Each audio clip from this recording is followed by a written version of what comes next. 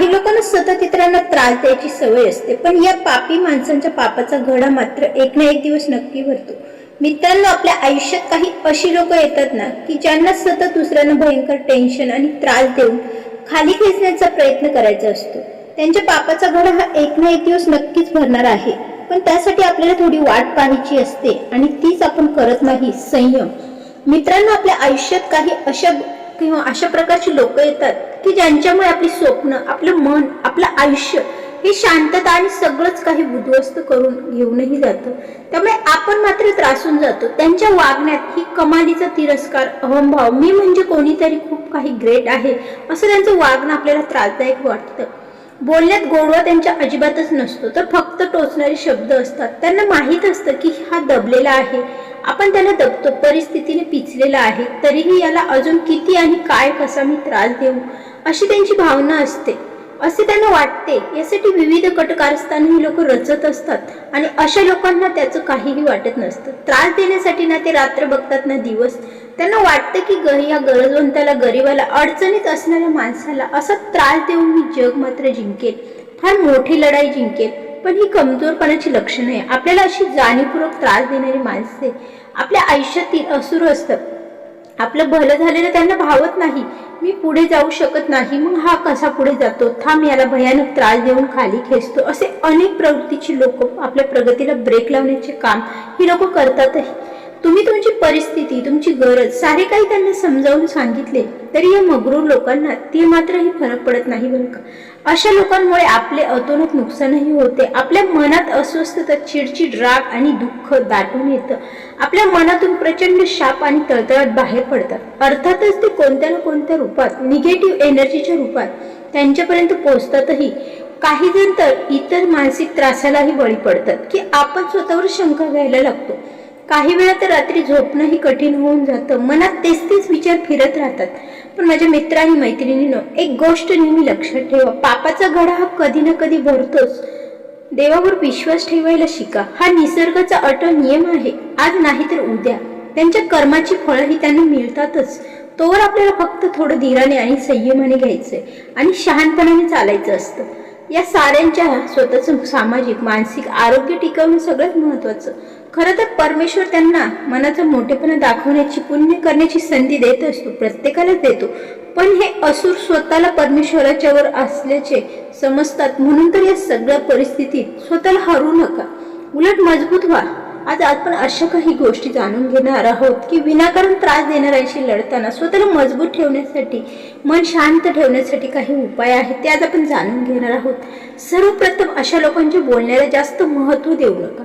आपण माणूस आहोत, देव नाही. आपल्याकडून कामाच्या ठिकाणी कधीतरी एखादी चूक झाली, आपण त्याबद्दल माफीही मागतो. पण तरी देखील ही लोक मुद्दाम आपल्याला दुखवणारे, बोचणारे शब्द बोलतात, टोचून बोलतात. अनेक मार्गांनी बोलून, वाईट कृत्य करून आपल्याला खेचण्याचा, खचवण्याचा प्रयत्नही करतात आणि स्वतःला मोठं समजतात. मित्रांनो, त्यांच्या अशा वाईटफळ, अहंकारी बोलण्यावर आपण जर लक्ष केंद्रित केलं तर आपण हरतो, त्यांचा डाव सफल होतो. म्हणूनच अशा लोकांच्या शब्दांवर मनावर घेऊ नका. ते काय बोलले यापेक्षा आपण त्यावर कशी प्रतिक्रिया देतो हे खूप महत्त्वाचं ठरतं. त्यांचे शब्द म्हणजे त्यांची मगरुरी. हे आभाळातले ढग क्षणात येतात आणि निघूनही जातात. हे ढग धरून बसलात तर तुमच्यावरच पाऊस पडेल. म्हणून त्यांना मनात जागा देऊ नका. काही वेळा दुर्लक्ष करणं हे सगळं जबरदस्त उत्तर असतं. म्हणजे बघा ना, त्यांचं बोलणं म्हणजे कुत्र्यांचं भुकणं असतं असं समजा. त्याकडे लक्षच द्यायचं नाही. तुम्ही केलेल्या चुकांमधून किंवा एखादी चूक झाली तर नवीन काहीतरी करण्याचा प्रयत्न करा. आपण जेव्हा प्रगती करत असतो ना, तेव्हा वाटते की अनेक काटे येतात, अनेक संकट येतात. त्यांना पार करताना आपल्याला अनेक जखमाही होतात, त्रास होतो. पण म्हणून जिद्द सोडायची नसते. नेहमी प्रयत्न करत राहायचे. यश मिळाल्याशिवाय अजिबातच राहत नाही. अशी माणसं आपल्याला आयुष्यात एक खूप मोठा धडा शिकून जातात की माणसाने माणसाशी कसे वागावे, हेही आपल्याला शिकायचे. दुसरं म्हणजे स्वतःचा आत्मविश्वास. हा खूप महत्त्वाचा मुद्दा आहे. आत्मविश्वास कधीच ढासळू देऊ नका. ही वाईट प्रवृत्तीची लोक स्वतःला काहीही बोलत, कमी लेखत, पण आतून मात्र स्वतःवरचा विश्वास जपलात ना तर तुमचं काहीही कोणी बिघडवत नाही. आत्मविश्वास म्हणजे ढगांमधला सूर्य. तो क्षणभर झाकला जाऊ शकतो पण कायमचा अजिबात नाही. जेव्हा कोणी तुम्हाला खाली खेचतं तेव्हा तुमच्यातली ताकद त्यांना जाणवलेली असते. त्यांना माहीत असतं की हा तर खूप प्रगती करणार आहे, म्हणून तर हे असं वाईट कृत्य करतात. एखाद्याची तोंडची भाकर खेचून घेणं यासारखी महापाप कोणतेही नाही हे प्रत्येकालाच माहिती आहे. पण ही ताकद, ही त्रासदायक लोक तुमच्या बोटावर पाय द्यायलाही मागे पुढे पाहत नाही. पण अशा परिस्थितीत खंबीर राहणं गरजेचं आहे. स्वतःचा आत्मविश्वास जपणं म्हणजेच त्यांच्या कटाला उत्तर देणं. आरशात पाहा ना, स्वतःला हसून म्हणा, मी काही कमी नाही. स्वतःचा आत्मविश्वास तुम्हाला नक्कीच प्रगतीच्या शिखरावर नेऊन जाण्यासाठी मदत करेल. तिसरं म्हणजे त्यांच्याकडून कोणतीही अपेक्षा करू नका. अशा लोकांकडून अपेक्षा म्हणजे व्यर्थ. आपला स्वभाव कोणालाही दुखवण्याचा नसतो, त्यामुळे आपण आजूबाजूच्या लोकांना सर्वांना चांगलं समजत असतो. त्यामुळेच तर काही लोकांकडून आपण चांगुलपणाची अपेक्षा ठेवतो. आपल्याला वाटतं कधीतरी ते बदलतील, या भ्रमात राहू नका. कधीतरी त्यांना आपली किंमत कळेल, पण वास्तव तसं नसतं. ज्यांचा स्वभाव टोचणारा, टेन्शन देणारा असतो, इतरांना खाली खेचणारा असतो, वर चढवण्याचा प्रयत्न करतात, ते कधीच बदलत नाहीत. अशा लोकांकडून अपेक्षा ठेवणं म्हणजे काट्याच्या झाडावर फुलांची अपेक्षा करणं आहे. अशा लोकांच्या संपर्कात राहणं म्हणजे अंगाला काटे टोचून घेणं, स्वतःच रक्तबंबाळ होणं आणि स्वतःलाच त्रास करून घेणं. यामुळे शेवटी आपणच आतून तुटतो. आपली अपेक्षा ठेवली की सतत निराशा येते, मनाला त्रास होतो. उलट मनाने ठरवलं की याच्याकडून काही अपेक्षाच करायच्या नाही, तर आपोआप आपलं मन हलकं होतं. आपण आपले मार्ग शोधायला लागतो.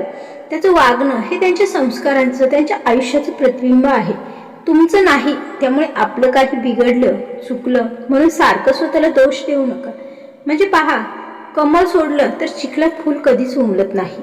तसंच काही लोकांना मन असतं, त्यांच्याकडून काही मिळेल या अपेक्षेऐवजी स्वतःवर आणि देवावर, वेळेवर देखील विश्वास ठेवायला शिका. चौथा महत्त्वाचा मुद्दा म्हणजे शांत राहणं. आपण बऱ्याचदा अशा त्रासदायक लोकांशी लढत बसतो आणि आपली फिजिकल आणि मेंटल एनर्जी ही या लोकांच्या मागे सतत खूप वाया घालवतो. तर अशा लोकांसोबत आपली एनर्जी वाया न घालवता, भांडण न करता शांत राहून यांना उत्तर देता आलं पाहिजे. अशा खूप कमी लोक असतात की जे अशा सिच्युएशनमध्ये स्वतःला शांत ठेवण्याचा प्रयत्न करतात, आणि जी लोक शांत राहून अशी परिस्थिती हाताळू शकतात, अशा लोकांना कोणीच हरवू शकत नाही. शांत राहण्याची कला ही प्रत्येकाने शिकून घ्यायला हवी. त्रास देणारी लोक मुद्दाम आपल्याला त्रास देत असतात. तुम्हाला माहिती आहे, टेन्शन येईल अशी कृतीही ते करतात, तसेच शब्दही ते वापरतात. त्यांचे बोलणे आपल्या हृदयात प्रचंड घाव करून जातात. आपल्याला लगेच टेन्शन येतं, आपण वाद करतो, रागात बोलतो, मग त्या वादात आपलंच मन कडू होऊन जातं. अशा वेळी मात्र शांत राहता आलं पाहिजे, कारण आज जी वेळ आहे ना त्यांची, म्हणूनच तर त्यांचा आवाज वर आहे. त्यांना वाटत असतं ही वेळ अशीच राहणार आहे, पण असं नसतं. ती वेळ मी कायम ठेवणार नाही, ही ताकद आपल्यामध्ये निर्माण करा. पण मित्रांनो, ही वेळ पण बदलणार आहे ना, हे ध्यानातही असायला हवं. शांत राहणं म्हणजे कमकुवतपणा नाही, तर ती तुमची ताकद आहे. जेव्हा कोणी विष ओकतं ना, तेव्हा तुम्ही शांतपणे उभं राहता, तेव्हा त्यांचं विष परत त्यांनाच भस्म करतं. शांत राहणं म्हणजे त्यांना महत्त्व न देणं. ते बोलत कुरकुरत, तुम्ही मात्र तुमचं मन शांत ठेवता. वारा कितीही जोरात सुटला तरी कधी डोंगराला हलवतो का, तसंच आपल्या मनाला अगदी शांत ठेवायचं आहे, हे शिकून घ्यायला हवं. पुढचं म्हणजे स्वतःचं दुर्लक्ष. टेन्शन देणारा तुमच्या दुखत्या नसेवर मुद्दाम हात ठेवतो. त्याला माहीत असतं की या ठिकाणी याला त्रास होणार आहे, हा कळवळणार आहे. त्यांच्या बोलण्याचा, वागण्याचा सतत विचार बसलात तर ते विचार मेंदूवर आक्रमक करतात. मग दिवसभर त्याच गोष्टींचा विचार करायचा का? मनाचं ओझं हे चेहऱ्यावर उदासी, अन्न पाण्यावरून वासना जाणे हे होऊ लागते. तुम्हाला भयंकर त्रास होऊ लागतो. अशा वेळी तुमचं लक्ष जाणीवपूर्वक दुसरीकडे वळवा. तुम्हाला आवडतं ते काम करा. एखादा छंद जोपासा, बागकाम असेल, लेखन काम असेल, स्वयंपाक, गाणे, चालणं, उठणं, अनेक गोष्टी, सर्जनशील गोष्टी असतात. त्यात गुंतलं की त्रास हा कमी होतो. तुमचं लक्ष ज्या ठिकाणी जिथं जातं तिथं तुमची ऊर्जा जाते. मग ना ती ऊर्जा स्वतःच्या आयुष्याला द्या ना. फालतू लोकांवर मेंदूची ऊर्जा वाया घालवायची नाही. आपलं आयुष्य प्रयत्नांनी, चुकीतून शिकून सोनं करायचं. आनंदी गोष्टींमध्ये मन रमवायचं. म्हणजे त्रास देणाऱ्यांना गप्पच होता येतं. परमेश्वर, निसर्ग आणि वेळ यांच्यावर देखील विश्वास ठेवा. हा खूप महत्त्वाचा मुद्दा आहे. कधी कधी मनात प्रश्न येतो की मी इतकं वाईट का केलंय की त्यांनी सगळं माझंच वाईट केलं. देव पाहतोय की नाही, देव आहे की नाही, अनेक प्रश्न पडतात. हे अगदी नैसर्गिक आहे बरं का. पण लक्षात ठेवा, देवाचा न्याय हा नक्की असतो, पण उशिराने होतो, पण नक्की होतो. निसर्गाचा देखील नियम पक्का असतो. तसं कर्म तसं फळ देवाच्या हिशोबात थोडा उशीर असतो, पण अंधारमुळेच नसतो. जे बी पेरलं जातं ना तेच उगवतं. त्यांनी जर पापाची बीज पेरली असतील तर वेळ आली की त्यांना काटेच मिळणार आहेत. आपण घाई करतो, मला आता लगेच न्याय मिळाला पाहिजे असं का वाटतं, पण खरी शहाणपणाची गोष्ट म्हणजे संयम. बघा मंडळी, देवाचं न्यायालय असं आहे की ना वकील ना तारीख, सगळं काही सरळ निकाल लावतो. म्हणून चिंता करू नका. परमेश्वर, निसर्ग आणि वेळ यांच्यावर पूर्ण विश्वास ठेवा. शांतपणे स्वच्छ मनाने पुढे जा. त्यांच्या कर्माचा निकाल हा वेळ त्यांना देणारच आहे. तुमचं आयुष्य त्यांच्या भोवती फिरू देऊ नका, हा महत्वाचा मुद्दा. जे लोक सतत त्रास देतात, टेन्शन देतात, त्यांच्यावर लक्ष केंद्रित केलं की आपलं आयुष्य त्यांच्या भोवती फिरायला लागतं. ते काय बोलतात, काय करतात, काय विचार करतात, हाच विचार सतत सतावत राहतो. मग आपलं आयुष्य, स्वतःचं आयुष्य हे मागे पडतं. त्यांचे नाटक सुरू असू द्या ना, पण तुम्ही मात्र त्यातले प्रेक्षक बनू नका. त्यांचं आयुष्य त्यांचं, तुमचं आयुष्य तुमचं. तुमची स्वप्न, ध्येय, काम यावर लक्ष केंद्रित करा.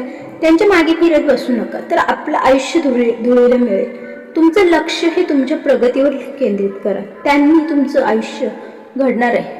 त्या लोकांवर का आपली ऊर्जा वाया घालवायची? तुम्ही तुमची वाट चालायला सुरुवात करा. त्यांची वाट त्यांना परमेश्वर दाखवणारच आहे. आपली गरज ओळखा आणि मर्यादा ठेवा. काही लोक वारंवार त्रास देतात कारण आपण त्यांना त्यांची मर्यादा दाखवत असतो. सतत सहन केल्याने ते समजतात की या माणसाला काहीच फरक पडत नाही. मग त्यांचं धाडस वाढतं. त्यांना एक ठाम, सभ्य पण स्पष्ट मर्यादा दाखवणं गरजेचं असतं. त्यांना सांगा, बस झालं, खूप सहन केलं, इथपर्यंत ठीक आहे, यापुढे सहन करणार नाही.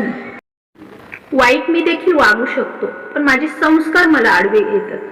तशी वागायची मला ते परवानगी देत नाही. जर त्यांना ही भाषा समजली तर ठीक आहे, नाहीतर अशा लोकांपासून अंतर ठेवून वागणं हे खूप अत्यंत महत्वाचं आहे. सर्वात मानसिकतेला आरोग्य सगळं जपण्यासाठी महत्वाचं आहे, सगळ्यात महत्वाचंच आहे.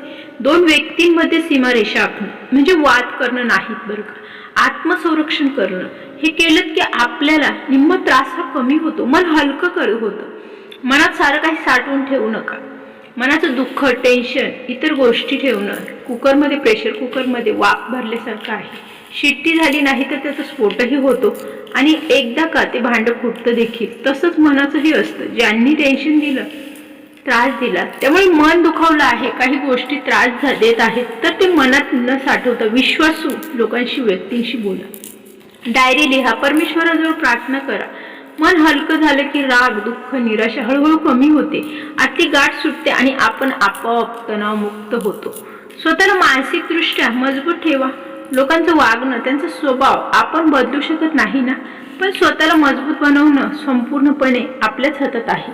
बाहेरचे लोक काहीही टोचत, कितीही त्रास देऊ दे, घरातलेही असतात, पण आपल्या आतून जो आवाज यायला लागतो ना, तो हवा, मी ठाम आहे, मी योग्य आहे, मला माहित आहे मी कोण आहे. रोज थोडा सकारात्मक विचार करा. स्वतःशी प्रेमाने बोला. आत्मविश्वास वाढवा. स्वतःची आई व्हा.